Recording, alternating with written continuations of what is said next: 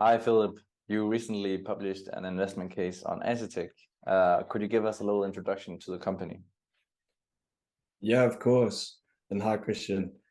Asetek is a Danish-based company that designs, produces, and sells hardware for the gaming segment. It has two different business areas. The first is within liquid cooling, where it is a market leader.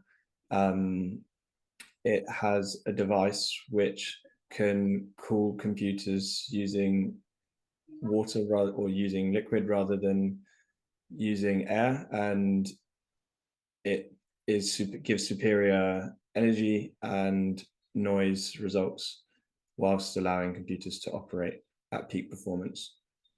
Its sim racing segment is a new business area, and here the company produces a variety of sim racing products for racing enthusiasts. Right.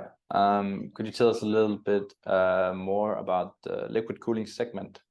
Yeah, of course. So the liquid cooling segment is Asetek's main business area, and in 2019 it generated, or 2021, sorry, it generated a little over 90% of the company's revenue. This has been the main earnings driver of the business and has consistently generated positive cash flows, and for the last few years has maintained EBITDA margins of between 20 and 35%. As I mentioned, within liquid cooling, Asetek is a market leader, and it shares the market with primarily with two other large market players, a company called Cool IT and Cooler Master. Cool IT is its closest run competitor, with Cooler Master occupying a slightly lower price range niche. The liquid cooling segment experienced a boom during COVID-19, so it performed really well as lockdowns were imposed globally and consumer spending on electronics surged.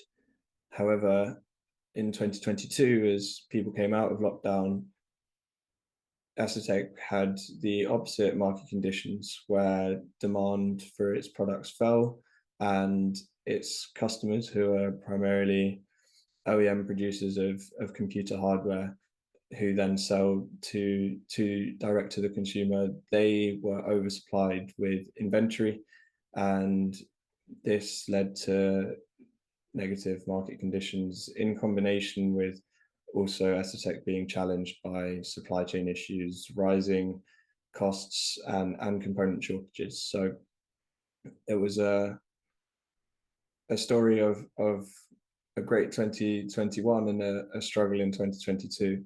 But now the company looks towards 2023, and most of these market abnormalities have subsided, and the company also underwent a significant cost cutting in 2022. So it's looking towards a more favorable outlook in 2023, and is looking to return to growth in its liquid cooling segment. But the company has acknowledged that the demand outlook for 2023 is uncertain. There are still economic headwinds, particularly fears around a global recession. So that's a summary of the liquid cooling segment. Okay, great. Could you also tell us a little bit more about the sim racing segment? Yeah, definitely. So the sim racing segment is a new segment to Asetek, and it launched its first sim racing products in 2022, which were a range of pedals across different price boundaries. The company has new products coming to market in Q1 2023, and it sees its sim racing segment as having high potential for growth, both growth in the market and growth in its market share within the market. So in 2021, the largest competitor within sim racing, a company called Endor RG based in Germany, had revenues of 81 million euros. And Asetek is confident it can grow to a market leading position within the sim racing sector, because it has or because of its superior engineering and pre-established supply chains and relationships with Chinese manufacturers that can allow it to develop higher quality products at lower prices. This is a market which the CEO is really confident will grow over time. And although sim racing is only a small share of Asetek's revenues at the moment, the company is confident these will grow with time. All right. Could you summarize the whole investment case for us a bit? Of course. So I think Asetek should be seen as a return to growth story after a difficult 2022, growing both in its major liquid cooling segment and also supported by growth in its new up and coming sim racing segment.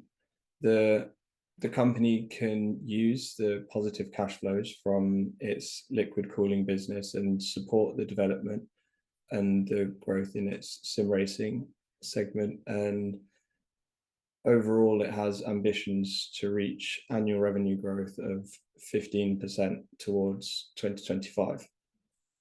The company, as I mentioned, is looking into uncertain macroeconomic conditions, especially with fears of recession.